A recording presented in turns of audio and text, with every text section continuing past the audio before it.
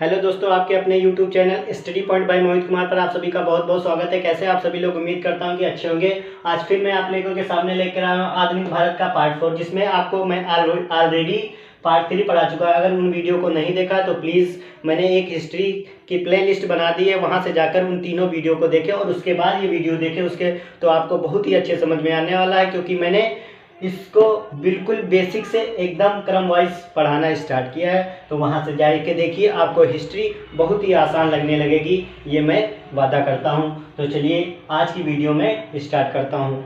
तो इस तरह से देखिए, आधुनिक भारत में मैंने बताया कि जो अंग्रेज थे उन्होंने भारत पर ज़्यादा राज्य किया, ज़्यादा दिनों तक राज्य किया। अंग्रेज में सबसे पहले अगर देखा जाए, यूरोप से सबसे पहले आए पुर्तगाली, उसके बाद में आए अंग्रेज, आए ब्रिटिशर्स, आए ब्रिटिश से आए थे, इंग्लैंड से आए थे ये सब। और उसके बाद कौन आए? उसके बाद में आए आपके आए डेनिश आए, उसके बाद में फ्रांसीसी आए, फिर स्वीडिश आए।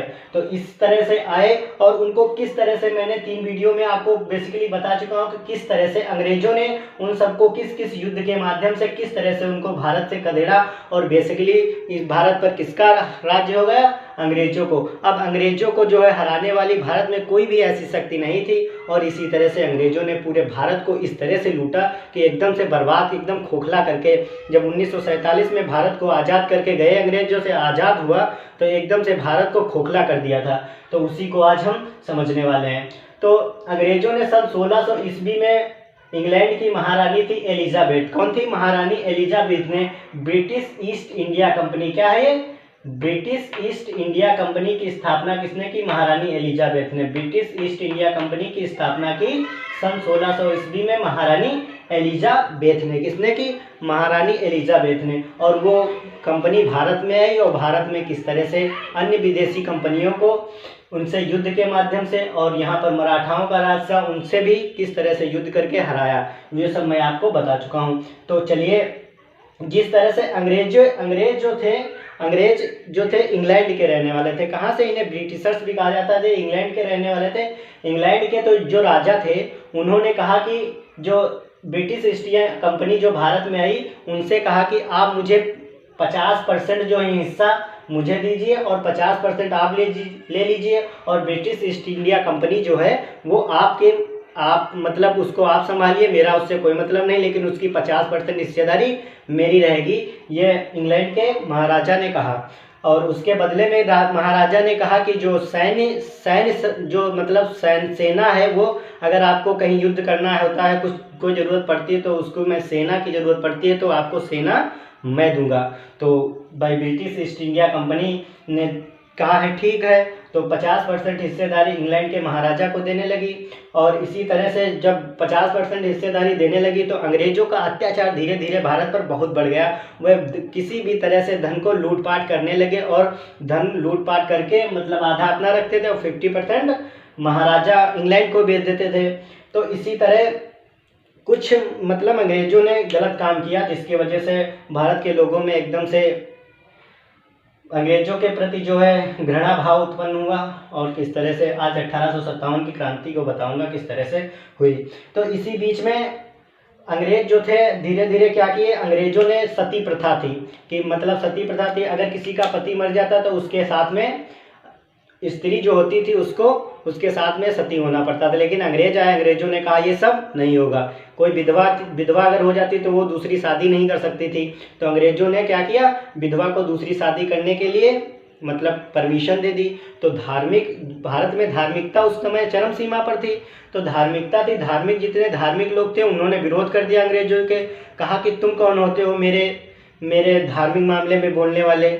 तो अंग्रेजों का भाई राज था, तो वो कुछ भी कर सकते थे। तो इस तरह से धीरे धीरे जनता जो अंग्रेजों के खिलाफ होने लगी। और उसी बीच में बाल विवाह को भी समाप्त कर दिया। कुछ काम अच्छे भी गए, जैसे विधवा विवाह हुआ, सती प्रथा हुआ, बाल विवाह हुआ, इन सबको समाप्त किया। ये मेरी समझ से ये सब जो काम है अंग्रेजों ने अच्छे भी किए। और इसी बीच में एक आया डलहौजी आया। कौन? अंग्रेजों की तरफ से आया डलहौजी, जिसने हड़प नीति चालू की। क्या हड़प नीति? इसने झांसी को हड़प लिया। झांसी को हड़पा, उसने कहा कि झांसी की रानी के जो कोई संतान नहीं थी, कहा इसलिए तुम्हारे कोई संतान दत्तक पुत्र नहीं है, तो इस तरह उसने झांसी को हड़प लिया। उसने इसी बीच में सतारा को हड़प लिया। तो कहा भाई सतारा को काहे हड़पा? तो अंग्रेज कहे भाई मेरी मर्जी।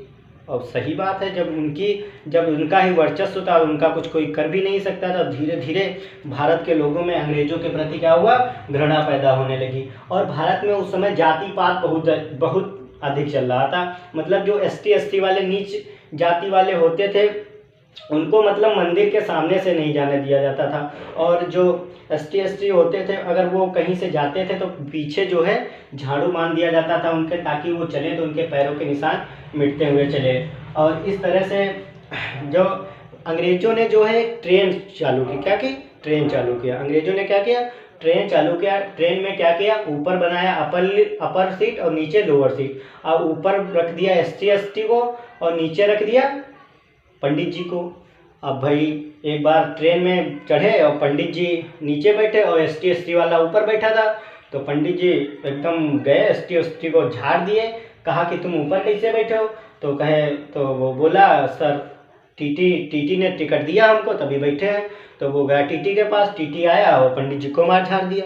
तो इसी तरह से क्या एकदम से घृणा पैदा होने लगी भारतीय लोगों में, मतलब अंग्रेजों के विरुद्ध। अंग्रेजों ने कहा कि ये जातिवाद कुछ नहीं, जातिवाद कुछ नहीं है,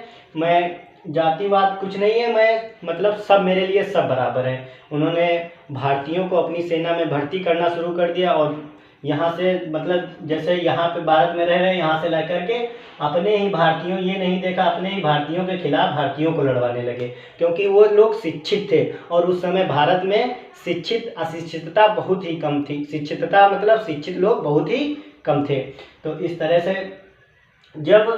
अब देख लीजिए, जो अंग्रेज थे, अंग्रेजों ने एक बेस फील्ड राइफल चलता था पहले। कौन सा? बेस फील्ड राइफल की जगह पर लेकर आए अंग्रेज जो है।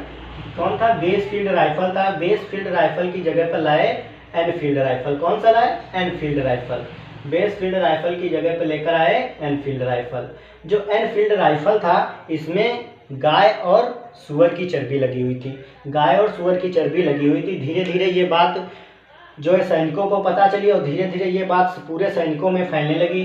तो उन्होंने कहा कि मतलब कि ये जो कारतूस है, इसमें गाय और सुअर की चर्बी लगी हुई। उसी बीच में 34 इन्फेंट्री नेटिव बटालियन के थे मंगल पांडे। कौन थे? 34 इन्फेंट्री नेटिव बटालियन, एक बटालियन का नाम था, उसमें थे मंगल पांडे। मंगल पांडे ने क्या कहा? मंगल पांडे ने कहा कि वो उन कारतूसों को मतलब यूज करने से मना कर दिया। उन्होंने कहा कि तुम मेरे धर्म को नाश करोगे, तुम गाय की चर्बी लगाए हो। और उसी समय में और सुअर की चर्बी, गाय को हिंदू धर्म में बहुत पवित्र माना जाता है। और इसी तरह से देखा जाए सुअर को जो है, जो मुस्लिम धर्म है उसमें बहुत अपवित्र माना जाता है। तो उसमें गाय, और इस तरह से हिंदू और मुस्लिम सब दोनों एक हो गए। हिंदू मुस्लिम दोनों ने विद्रोह कर दिया। उस समय भारत, पाकिस्तान और बांग्लादेश भी एक में था। तो मुसलमानों की संख्या भी बहुत ज़्यादा थी भारत में। तो इस तरह से मंगल पांडे ने क्या किया? उन कारतूसों का यूज करने से मना कर दिया। जो कारतूस होती है, जैसे ये देख लीजिए, आपको समझा देता हूँ। उसमें इस तरह से था, ठीक है। यहाँ पर क्या होता है? बेसिकली बारूद भरी होती है, यहाँ पर बारूद होती है। और बेसिकली ये जो भाग होता है ये आगे रन करता है, और यहाँ से क्या होता है? यहाँ से एक खटका लगा होता है जो इस पर चोट मारता है, और ये चोट मारता है इस पर। और अंदर क्या होती है? बारूद आग पकड़ लेती है, तो एकदम से इसको ये धक्का मारता है। ये नहीं, ये खटका जो होता है ये नहीं इतनी तेज से, यही नहीं मतलब धक्का मारता। गोली को आगे बढ़ाने का काम कौन करता है? यहाँ बारूद। और इसी पर इसमें इस तरह से पैक, इस पर सुअर और गाय की चर्बी की एक परत चढ़ा दी जाती, जिसे मुंह से खोलना होता था। तो मंगल पांडे ने कारतूसों का यूज करने से मना कर दिया। तो उस समय लेफ्टिनेंट था, अंग्रेजों का था, लेफ्टिनेंट था बाज और ह्यूज, ये सब अंग्रेजी बोलते थे। उन्होंने कहा व्हाट हैपेंड? अंग्रेजों ने कहा, बाज और ह्यूज ने कहा what happened? There is no problem in the गाय एंड सुअर चर्बी, डोंट वरी। मंगल पांडे एकदम नौजवान थे उस समय, बहुत दिखियाए थे। मंगल पांडे ने कहा अच्छा रुको बताता हूँ बे, नो प्रॉब्लम। अब गए, लिया बंदूक, धाए बाज और ह्यूज को मार दिया। किसे? बाज और ह्यूज को मार दिया। तो इससे अंग्रेज जो थे बहुत गुस्सा गए एकदम से। बाज और ह्यूज को जब मार दिया तो मंगल पांडे को 8 अप्रैल 1857 को फांसी दे दी गई। क्या हुआ? 8 अप्रैल 1857 को मंगल पांडे को फांसी दे दी गई। तो इससे जो है भारतीय लोगों में और अंग्रेजों के प्रति और घृणा पैदा हो गई। एकदम से भारतीय जो थे सब एकदम बहुत गुस्सा हो गए। उन्होंने कहा आज तुम मंगल पांडे को फांसी दे रहे हो, इसी तरह कल किसी को भी फांसी दे सकते हो। तो भाई जो भारतीय थे उन्होंने विद्रोह करने की एक तिथि, मतलब एक आपस में एक ग्रुप बनाने लगे, एक की विद्रोह करना है। उन्होंने एक तिथि निर्धारित की 3 मई 1857 को विद्रोह की तिथि निर्धारित की और उसमें रोटी और कमल के माध्यम से सबको संदेश पहुंचाया गया कि 30 मई 1857 को विद्रोह होगा। और उसी बीच में क्या हुआ? 20 नेटिव इन्फेंट्री बटालियन ने 20 नेटिव इन्फेंट्री बटालियन ने 10 मई को मेरठ से ही विद्रोह कर दिया। तारीख थी 30 मई की, लेकिन 20 नेटिव इन्फेंट्री बटालियन ने 20 मई से ही मेरठ से विद्रोह कर दिया। और ये विद्रोह एकदम से पूरे भारत में आग की तरह फैल गया। देर ही नहीं लगी, कब मेरठ से दिल्ली पहुंचा, कब दिल्ली से इलाहाबाद पहुंचा, एकदम आग की तरह फैल गया। तो इस तरह से 1857 की क्रांति होने लगी। और चलिए आज का वीडियो मैं यहीं तक रखता हूं, क्योंकि अगर आगे बताऊंगा तो वीडियो काफ़ी लंबा हो जाएगा।